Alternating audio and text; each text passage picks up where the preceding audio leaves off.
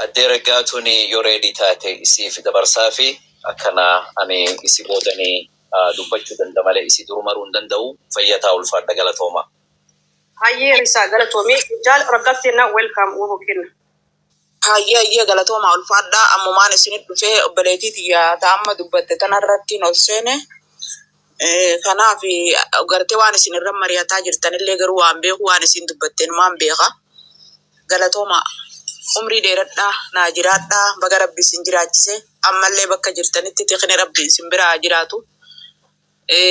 Dhugaadha wanni nu barbaachisu waanuma obboleettiin tiyya ammaan tana jette kana wanni nurraa eeggamu usii kana biyya teenya qubaan hin dhabne biyya teenya humna waraanaatiin dhabne biyyi teenya erga gaafa Minilik nu cabsarraa kaaftee humna waraanaatiin hoogganamteeti waraanaan bulaa jirti waraanaan nu bulchan humna waraanaatiin mirga keenya sarbanii diinagdee teenya dhuunfatanii biyya teenya dhuunfatanii nu bulchaa jiran. Kanaafuu wanni nu barbaachisu maali? Hidhatu qabna. Waraanummaa baratu qabna. Nuti hundi keenya yaada keenya waraana keenya namoota gartee dirree qabsoo jiranii miti nama gartee heeraa fi seera fudhatanii kaayyoota qabanii miti. Shiftaa'u mootummaa kanatti qallamnee shiftaa'u akka mootummaa kanaan gartee falmu godhu danda'u qabnaa jechuudha. Kanaaf hidhachuun nurraa barbaachisaa. Hidhannoo dhabaatu irraa meeqa diina jalan nu kubbisa. 1990 takka wanni gartee diinni wayyaanee fi Eertiraan itti nu dhuunfatu danda'an humna waraanaa dhabuu keenya. Oromoon bara wayyaanee fi Tigreen qabsooytu dargiif qabsaa turte. Isaan dura dhaabbataa turte. Nu dura dhaabbataa turte.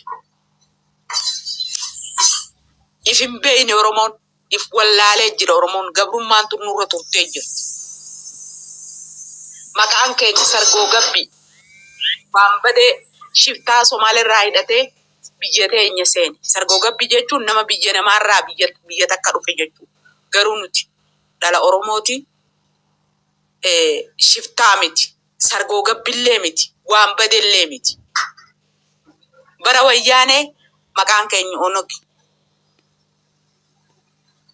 Maqaan keenya Onogi. Bara ammaan tanaa maqaan keenya Shanee. Shaneen tun akka nama biraa takka taate qaama Oromoo ilmaan Oromoo obboleessa keenya obboleettii teenya abbaa keenya akka isaan hin ta'inii takkatti qaama biraa tokko akka ta'anitti akka waan sheexanaa takkatti namni hin beeyne akkasi fudhataa jechuudha. Kabeeku garuu waraana bilisummaa Oromooti naa jecha lubbuu isaa tana dabarsee beelaa fi dheebuun waadamee ibidda lolaatii waadamee madaa'ee du'aa jira. Je'ee kabeeku numa jira Oromoo tana keessaas. Garuu immoo Shanee hogguu jannamni akka nama biraa tokko nama waan sheexanaa waan riibaa keessaa waan gartee sheexanaa bineensa riibaa keessaa takkatti akkasin lakkaa. Namni roorrootu gaara san keessa nama filachiisa malee namni roobaa fi aduu keessa gaara san muka keessa wanni namni filatuuf hin jiru. Mindaan achi inni harkatus tokko hin jiru. Qarshii takkittiin harkatu waraanni bilisummaa Oromoo. Namni kafaluuf hin jiru jechuudha. Waanuma uummanni Oromoo naaf jecha achi jira namni kuchee gargaarsa guutuu gaafatu. Inni qofa harkata. Hanqahu kiisha diinaatirraa mudhii diinarraa fudhatu qofaa jechuudha. Wanni inni harkatu. Sanuu waan harkate san akka mataa isaatti akka mataa nam tokkotti itti dhimma hin bahu. Haadha abbaa isaatiin hin gargaaru. Yookaan ka warra qabuus ka ilmaan qabuus ilmaan isaa jaartii isaatiin hin gargaaru. Wanni inni godhuun qabsaa saniif. Kanaaf jabaadhaa haa jajjabaannu. Bara baraan diina jalatti kufnee bara baraan diina jalatti horree bara baraan boohuurraa namni hundinuu if baraaruu qabna. Namni hundi lolee addunyaa kanarratti gabrummaa biyyi addunyaa kanarraan gabroomin hin jiru. Fakkeenya ammaan Kanaadaan jira. Ameerikaa fi Kanaadaa walirratti Ingilizii gabroonfate. Garuu falmatanii firraa kaasan. Biyyi hin gabroomin addunyaa kanarraan jirtu. Biyyi hundi addunyaa kanarraan gabroomtee jirtu. Garuu namni falmateef firraa kaasaa jechuudha. Jabaadhaa dhugaa rabbitti kanu miidhe dubartii Oromootii miti. Kanu miidhe dhiira Oromooti. Ka harka kennatu, ka ganu, ka nurratti duulu, ka gartee diinaa wajjin nurratti gartee bobba'u. Harka 90% dhiira Oromooti jechuudha. Ka diinaaf meeshaa ta'u, ka diinaaf ulee ta'u, ka akka ballaa bordoo qabanii dura deemanitti diina ulee qabee fi gartee sakee biyya teenya keessa kalees naqe. Oromoo dhiiruma Oromooti. Kanaaf jabaadhaa hundi keenya hatti aanu haa nutti dhagahamtu. Wanni nuti arraan tana gartee waraana bilisummaa Oromoo dura dhaabbannee nuti goonu.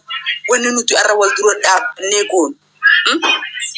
Dhugaa rabbitti ilmaan boru dhallu dura gufuu kaa'uudhaa jechuudha.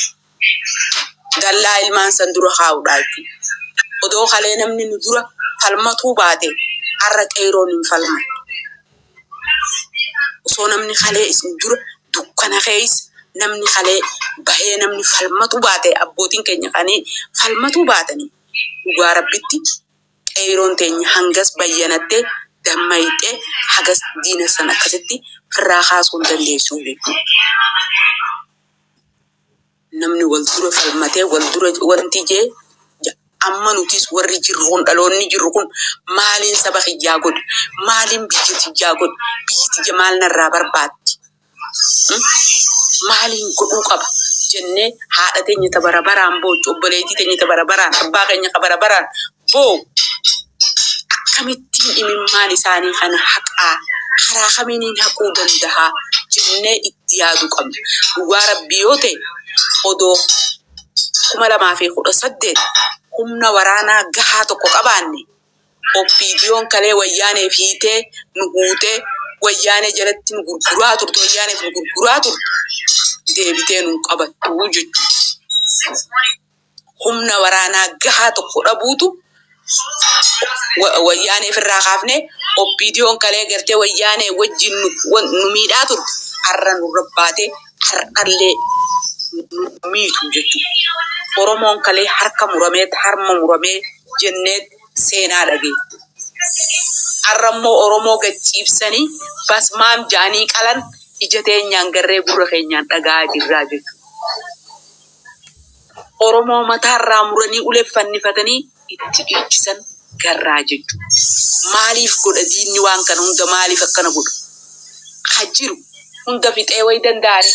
Ha jiru akka jiiluuf amaarri kana na godha jee namni akka qabsoo isarraa jiilu ifirraa haqa isarraa namni jiilee sodaatee akka namni isa jalatti buluuf isaaf gartee aamin jee waan inni namatti hin deemu kana gartee gabrummaa inni nurratti hin deemu tan aamin jennee akka jalatti eenyuufi waan biraa tokkollee fi miti. Kanaaf yoon gartee karaa ajandaa isinirra jirtanirraa illee maqe dhiifama naa godhaa jabaadhaa keessattuu isin dubartiin Oromoo wanni biyya takka haasu dubartii wanni saba tokko guddisu dubartii dubartiin haadha dubartiin obboleetti dubartiin jaartii. Kanaafu yoo gartee haadha gaarii haadha jabduu tokko qabaate ilmi tokko qara'ee qaraatii san galmaan gahatuu danda'a. Abbaan manaa yoo ooyiruu qoteewu yoo dalageewu jaartii jabduu isa bira dhaabbattee gartee akka inni dalagatu isa goote dalaguu danda'a. Yookaan ooyiruu isaatu akaaffatee qotatee dongoratee hin danda'u. Horii isaa tiiffatee bocatee jiraatu hin danda'u. Yoo jaartiin isaa jabduu taate qofa. Yoo obboleettii jabduu qobaate qofa.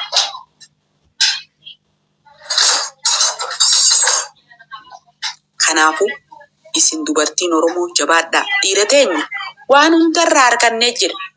Jaalalallees irraa harkannee jira. Ilmaanillees irraa dhadhallee jira. Garuu dhiira teenya wanni irraa dhabne bilisummaadha.